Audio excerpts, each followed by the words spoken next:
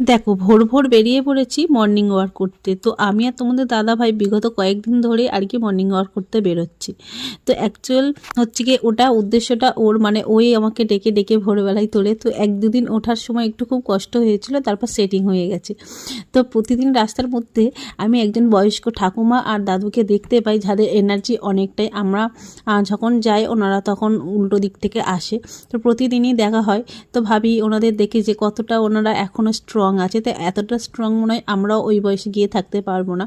তো যাই হোক, তোমাদের দাদা ভাই ও আমি একটু মানে প্রতিদিন যেমন হাঁটতে বেরোই ওরকম হাঁটতে বেরিয়ে আমরা একটা নির্দিষ্ট এই যে জায়গাটা আছে, এখানে স্পেসটা খুব সুন্দর, তো এখানে ফাঁকা নিরিবিলি থাকে, আমরা এই জায়গাটা একটু ব্যায়াম করে নিই।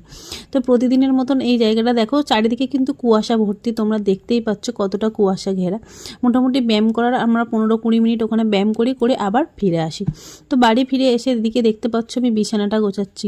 প্রতিদিন আমি চেষ্টা করি বিছানাটা গুছিয়ে যাওয়ার, বেশিরভাগ দিনই বিছানাটা গুছিয়ে নিই। তো আজকে হয়েছে কি একটু উঠতে লেট হয়েছিল, ওই জন্য দেখো আমি বিছানাটা এসেই গোছাচ্ছি। আর এই যে মর্নিং ওয়াক করে আসার পর না এনার্জিটা অনেক হাই লেভেলের থাকে, সেটা আমি এখন গিয়ে বুঝতে পারছি। তো মানে এইভাবে প্রতিদিন আমি এসে এইভাবে এই কাজকর্মগুলো করে থাকি। তো মানে এসে আমি এই যে বিছানাটা গুছিয়ে নিয়েছি, এবার বাসি কাজগুলো সারবো। বাসি কাজের মধ্যে তো তোমরা জানো যারা আমরা ঘরের মানে আছি কাজ করার জন্য। তো যাই এদিকে দেখো ঘরটা আমি একটু ঝাড়ু দিয়ে নেব। তো ঘর ঝাড়ু দেওয়ার মধ্যে দেখো, আর এই যে দেখতে পাচ্ছ দেয়ালের দাগগুলো, আসলে আমার কাছে যারা পড়তে আসে এই লাইন ধরে আমি ওদেরকে বসাই, আর এপারেও বসাই।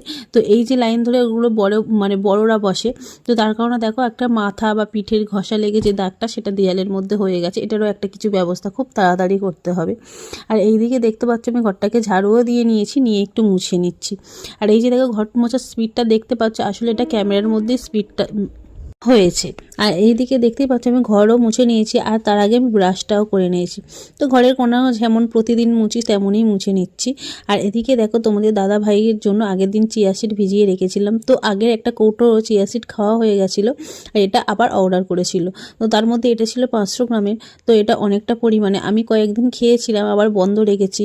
তো একটা প্রবলেমের জন্য সেটা আবার দেখছি মানে চালু করতে হবে খাওয়ার জন্য। এদিকে দেখো আমি আগের দিন রাতে চিয়া সিডটাও ভিজিয়ে রেখেছিলাম, আর এদিকে কিছুটা ছোলা আর বাদামও ভিজিয়ে রেখেছিলাম। ছোলা বাদামগুলো ভিজিয়ে রেখেছি কারণ ওটা দিয়ে আমি সকালে মুড়ি খাই প্রতিদিন। তাই এই যে দেখো ছোলা আর বাদাম মানে দিয়ে কাঁচা লঙ্কা দিয়ে মুড়িটাও খেয়ে নিয়েছি, নিয়ে একটু স্নানও করে এসেছি।